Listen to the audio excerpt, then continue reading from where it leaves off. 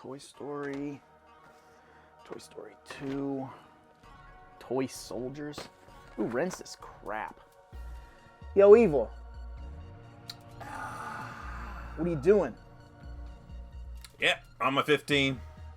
Having an applesauce. An applesauce? Nah, it's beer. It's beer.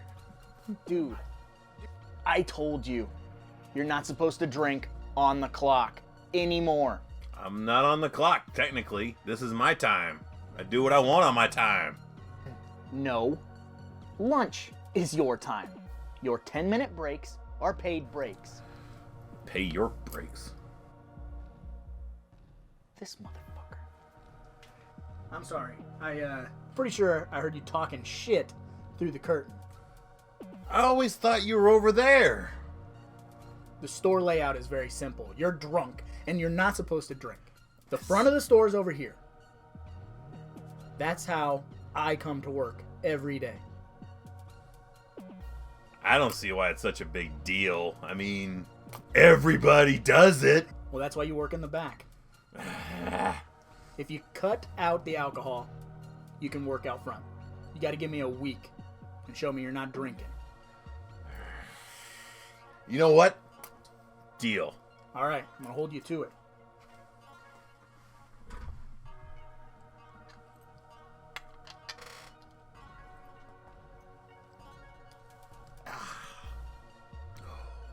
He'll never know. God damn. Feels like that walk took a year. Oh, hello, internet fans, and welcome to 3B Video.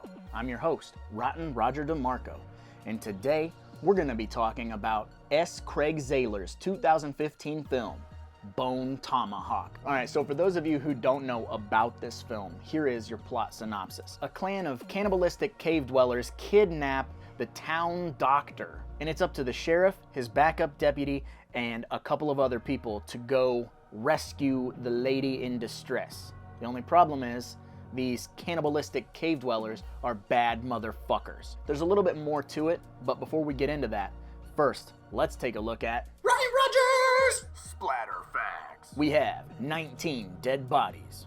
We have 0 titties. We got some side titty, but no real titty.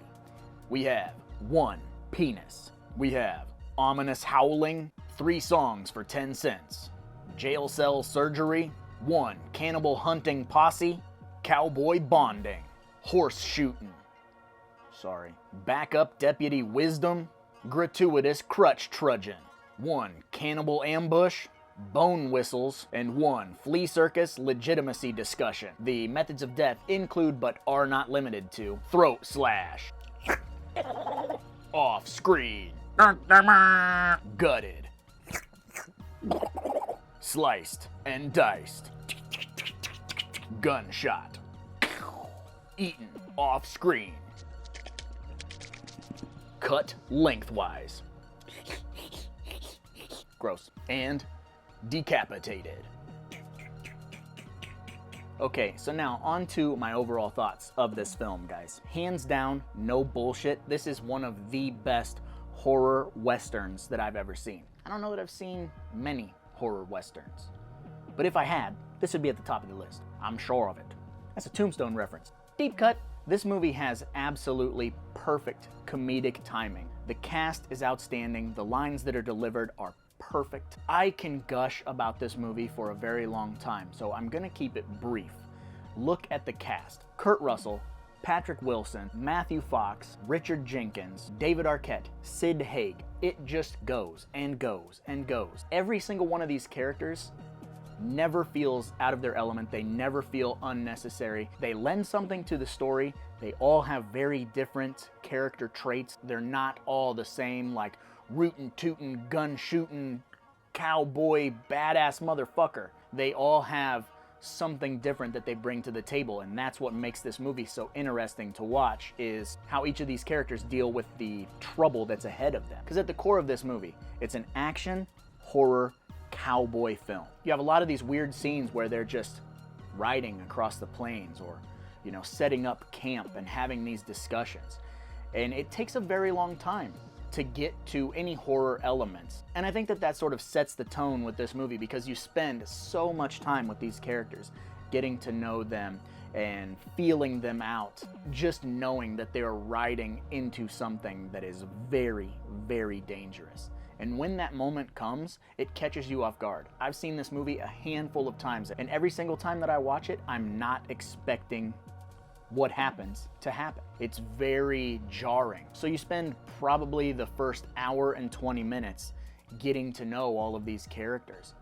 And then the last act of the film is violent, visceral, terrifying, but somehow still manages to squeeze in a little bit of levity. With the character of Chicory, the backup deputy, he's so dense and lovable, and his character really brings something to these scenes where very bad things are happening, or the mood is very tense, and he opens his mouth. He's such a pure character. You can't help but fall in love with this guy and root for this guy. The situation that they're riding into, it seems very unlikely that he would be able to handle himself. So, which makes the relationship with him as the viewer even harder to watch, because you're like, this is such a sweet old man, and there's no way that any of these characters are ready for what's about to happen, but he is the least likely to be prepared for what is happening. And despite this being this trail riding, camaraderie building film, there are moments that cause pure anxiety when you watch this film. You get sucked into the story very easily, and you just tense up and wait for the bad things to stop happening. But once they start happening, they don't ever really let up. This movie is very taxing on your emotional state, for sure. This cannibalistic clan is very imposing. They're very terrifying, and when they step into the frame, you worry immediately for the main characters. The violence feels very real. The violence is done in such a way that will make you kind of wince and not want to see it.